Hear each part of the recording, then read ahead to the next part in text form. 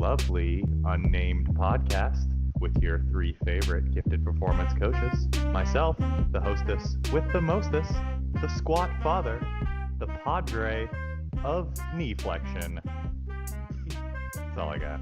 We got Hector, Captain Mtor, and then Paul, who's wearing his nicest wife beater for you guys today. I suspect that he'll be wearing that at his wedding. I inherited this for you guys. You're really busting out of that thing. What are you, 235 now? 235 today? 232. Okay, big We're boy. pushing for it. All right. So what are we talking about today? We can talk about some SERMs. So what that actually entails, what that abbreviation actually stands for. And then we're going to be talking about a little bit of AI as well, what that stands for, what that means, some of the research on the actual compounds. A preface for today, all of today's discussion is not us giving you advice or telling you what to do or what to take. And if you message any of us for that kind of information, we will decline your DM or we'll put you on red forever. And then you feel like a piece of shit. So that's that. So where do you want to start? You want to start on SERMs or do you want to start on AI? We can talk about AI, and I think that there's a lot of talk about keeping estrogen low when people are trying to lose weight, and there's maybe some misunderstanding about estrogen's role. Estrogen is actually slightly anabolic, and again, guys, just to let everybody know, we are not advocating for anybody to take any of these substances, especially if they're illegal in your country. We just think the mechanisms are really cool. We think they're interesting, and we think that we can take some valuable information from that, which is maybe not as practical, but theoretically, it's really, really interesting. So if you look at estrogen in something like, say, cancer cachexia. So in cancer cachexia, cachexia is actually means a wasting disease, and when somebody has a tumor from cancer, they actually start to lose a lot of fat as well as a lot of muscle, and that can be a comorbidity to the actual tumor. So if you look at male mice, and keep in mind, again, we're also talking a lot about animal studies, and animal studies, as great as they are for knowing some concepts, they aren't always translational to human studies. And what you see is, if you have male mice that tend to have very low estrogen and they get a tumor, they waste away a lot faster than female mice. And not only that, but female mice waste a lot faster after they've had, their ovarians removed, or they had their pretty much their reproductive system messed with, and they can't create any more estrogen, which suggests estrogen actually has either an anabolic or an anti-catabolic role. And at least in terms of cancer, what you have is this receptor on these muscles, and it's called GP130. It stands for gifted performance 130. No, I'm just kidding. It's a glycoprotein. We didn't get a protein named after us just yet. But not yet. Be patient. Not yet. Close. Just give me 5 years. But if you have something like a tumor, which interleukin 6, you guys are familiar with, is very high, that can blunt anabolism. But estrogen can actually stop that blunting. So I know, have you guys read any research on estrogen's effects, at least on anabolism or catabolism? I was actually going to pose a more practical question for you based off of what you just said, because I'm sure you guys get this all the time in your inbox or just talking to people at a gym. Some natural athlete will come to you and they'll say, okay, there's this over-the-counter AI, or maybe they think it would be really neat to use something that maybe you could only get black market or prescription, and they want to decrease estrogen in hopes of building more muscle. And from what you're saying, this is a very faulty way of thinking. Yeah, absolutely. If you remember from your, so what does AI stand for? It's an aromatase inhibitor. And if you remember from your biology class, that ending ase usually means that there's an enzyme. So if you look, it's cool. If you look at the structure of testosterone and you put it next to the structure of estrogen, and we'll see if we can get a kind of a picture up here for you guys. They're extremely similar structurally. you know. So what's happening is when you have testosterone, the aromatase enzyme is actually part of a class of proteins called cytochrome P450s. And cytochrome P450s is not like the cytochromes in mitochondria. Cytochrome P450s actually just got named that because you see the highest absorbance of light at 450 nanometers. But not really any useful information for anybody. But what cytochrome P450s do is the majority of them will pretty much, you can call it detoxify drugs, or a better phrase for it would be help you excrete drugs, which is why, have you guys ever heard don't take grapefruit juice with certain drugs? Yeah. Like certain drugs for like arrhythmias or blood pressure and stuff. So what a cytochrome P450 is going to do is if you have, say, this drug, it's going to actually attach like make an oxygen and a hydrogen or hydroxyl kind of attached to that, which makes it more water soluble, and then you can kind of excrete it. So these cytochromes are really necessary for excreting drugs. But if you inhibit it with grapefruit juice, what happens is not only does the drug stay longer in your system, it stays at a higher concentration, right? So when you have a drug like an aromatase inhibitor, it's aromatizing testosterone is the estrogen via that reaction, right? And if you're taking an aromatase inhibitor, you're going to blunt that to an extent, but you also have to take into account genetics. So there are things like single nucleotide polymorphisms. You could have a genetic variance where you're either making a lot of this enzyme or very, very little amount of it. That's why you have some kids that have gynecomastia at like 13 years old. That could be a potential reason. They have either too much or too little of it. And that's just based off your genetic code. So if you're like, oh, let me just shut down estrogen for whatever reason, because I heard on the internet that estrogen is bad, then you don't know. Maybe you have some kind of genetic variance where you have very little of that enzyme to start with. And now you're just completely shutting it off. And estrogen is, estrogen is vital. I mean, I think that's a really neat point, because a lot of people will sort of jump the gun and make assumptions, and they're only looking at it from a muscle building standpoint, where there's also the health aspect, and they're just taking shots in the dark. They may already have low estrogen values, and they create issues or exacerbate issues. What do you feel about, I think a lot of these same people may be somewhat research savvy and look at AI research that has maybe shown an increase in natural testosterone, I guess, if you want to call it that. Have you looked into any of that research? Not in an aromatase inhibitor increasing testosterone. That's not something that I'm too familiar with. I do know, funny story. I knew a guy at an old gym I used to work at who was, I think, in his late 70s, early 80s, and he had his testosterone levels checked because his libido was really high. And it turns out that what's the normal range for test guys? Like 300, 350 to 900, 200 to 100, 300 days. He was at 2,300 as a 70 to 80-year-old man. 2,300 naturally, never taken anything. Like, this guy has doubled or tripled the testosterone that most of us will have in our prime, in our teenage years. And the values of the Bazin study with the 600 milligrams. And he was just like, man, I'm just like, my libido is crazy high. So I went to the doctor and it got checked. And he's just like that naturally. Like, that's a genetic variance. And one thing that you have to know about enzymes and aromatase is an enzyme is if you have a lot more substrate building up, you're going to push that reaction in the forward direction, and you're going to have a lot more product. So if the substrate is testosterone and the product is estrogen, as you increase all that testosterone, which, if people take exogenously, the same thing, but in our case, we're talking about just someone who had this crazy genetic variance, you're going to have a lot more of the product, which is estrogen. And again, estrogen, it's kind of like there's a sweet spot. Too little is not good. Too much is definitely not good. But you want just the right amount for, normal bodily functions. So did he mention that his estrogen was very elevated, if his testosterone was also very elevated? No, I think when I had talked to him about it, this was like the week of that he found out.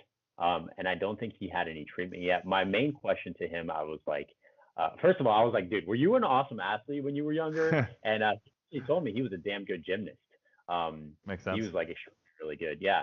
But my main thing when I asked him, I was like, hey, did your doctor mention anything about prostate cancer with this elevated rate of testosterone? And interestingly enough, he was like, he said that I've had it high my whole life, and I mean, his prostate's been fine.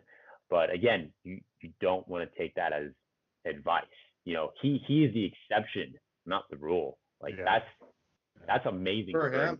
Yeah, it'd be hugely important for him to start getting other hormones checked and make sure that his estradiol wasn't crazy high, DHT levels were normal. I'm assuming probably other hormones as well. So, because I mean, maybe I don't know. This is an assumption. Do you think maybe there could be like a pituitary issue or as well? Something there could.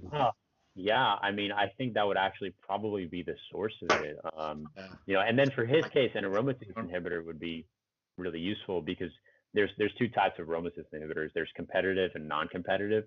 Competitive is it just means that when you have that aromatase enzyme, it's going to go in the spot where testosterone would go, and it's going to stop it from binding testosterone and converting it into estrogen. Now, if you vastly here's the trick, and here's where a lot of people don't know. If you vastly increase the amount of substrate, then the inhibitor's action will be diminished. Because based off just statistical probability, right? All that's happening in your body is just molecules are just bumping off each other randomly, and they just happen to interact if they hit at the right angle, at the right orientation.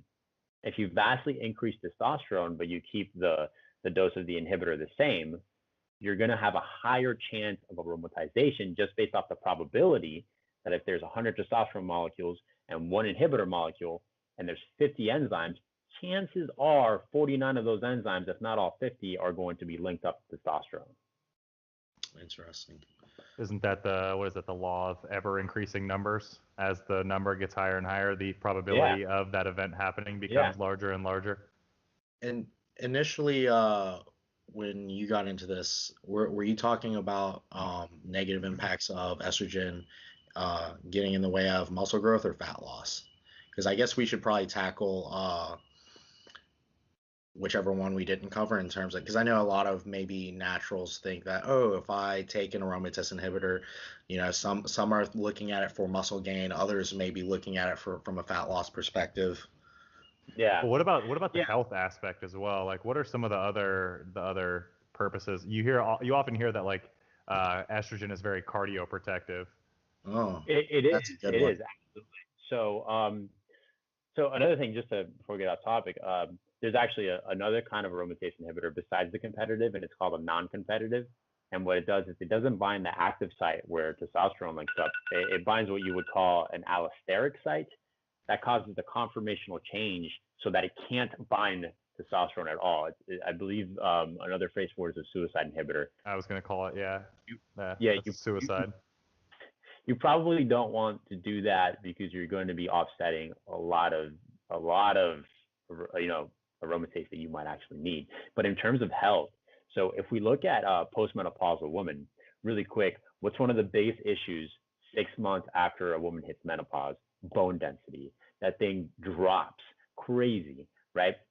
And that's because estrogen, based off the presence of whatever isoform of the receptor as well as the tissue.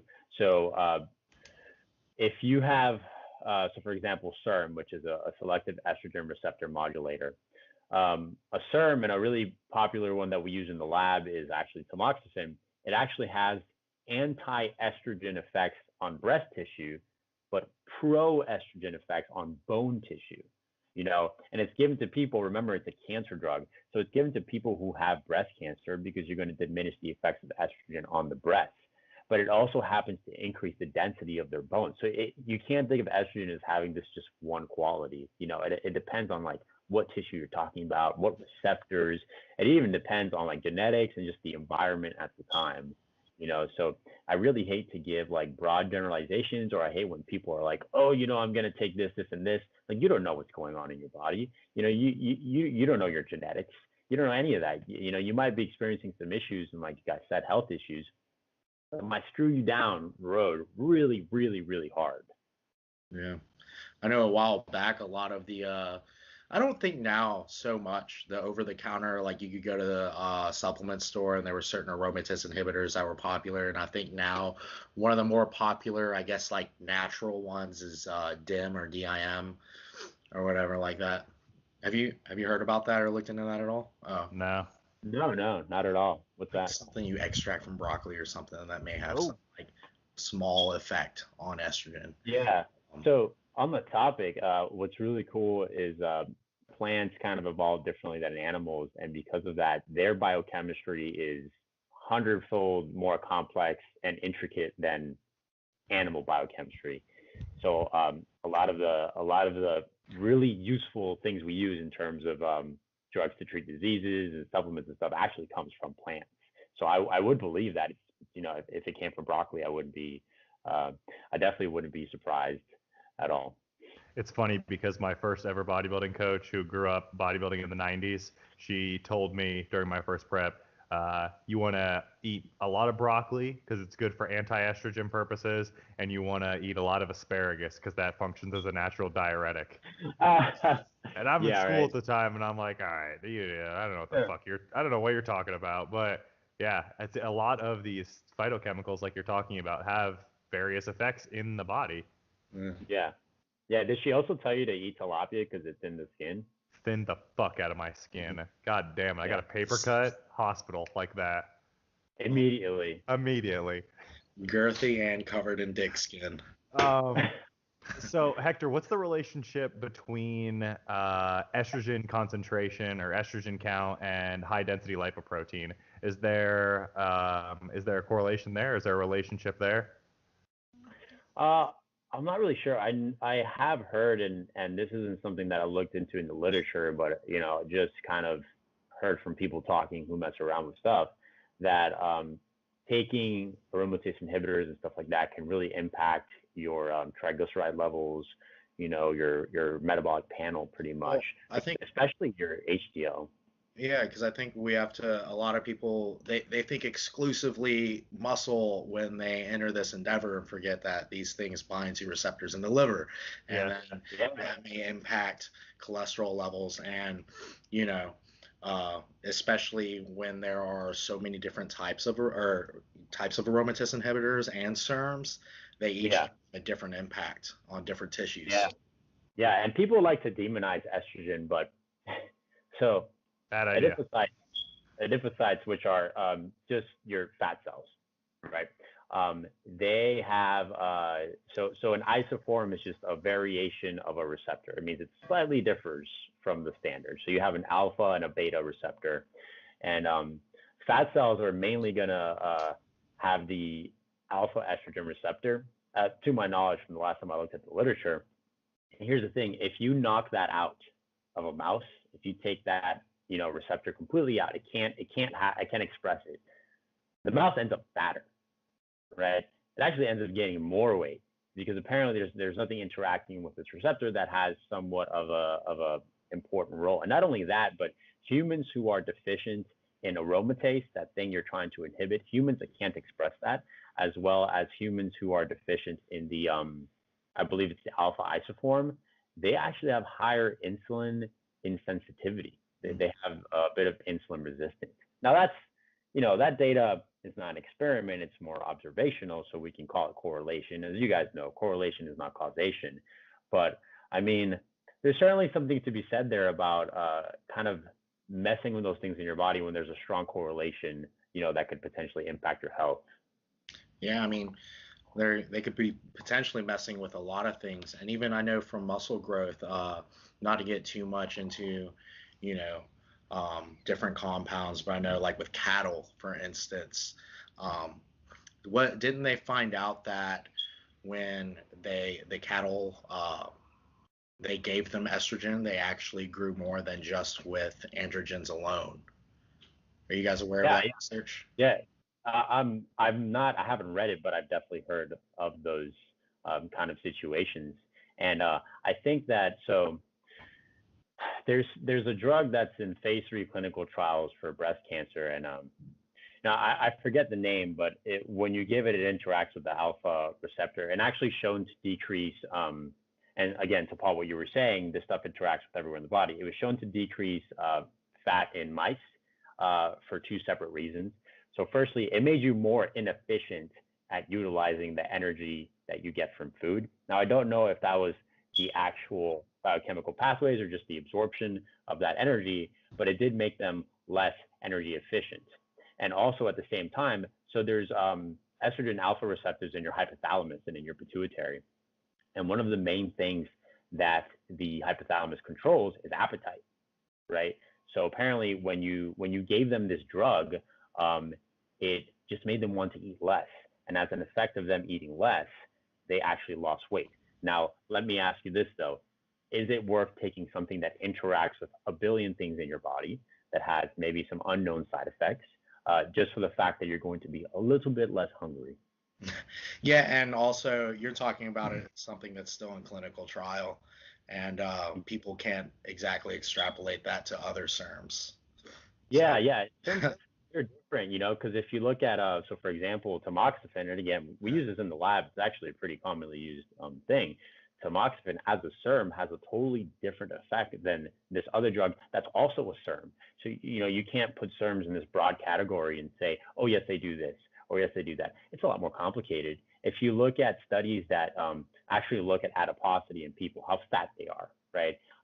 And you look at the group that got tamoxifen, they show more central adiposity, as in more fat around their actual abdomen. Now, the question is, that group that got tamoxifen, they're getting it because they're cancer patients, right? And the other group, they're not cancer patients, so they're not getting it. And there's definitely some interactions there, because it's like, do they have more central adiposity because maybe they don't live a super healthy lifestyle, and because of that, that's the reason they got cancer and now they're on this drug? Or maybe the cancer is contributing to the central adiposity, or is the SERM itself contributing to the adiposity around the waist? We don't know. You can't exactly do those experiments on humans. It's not very ethical.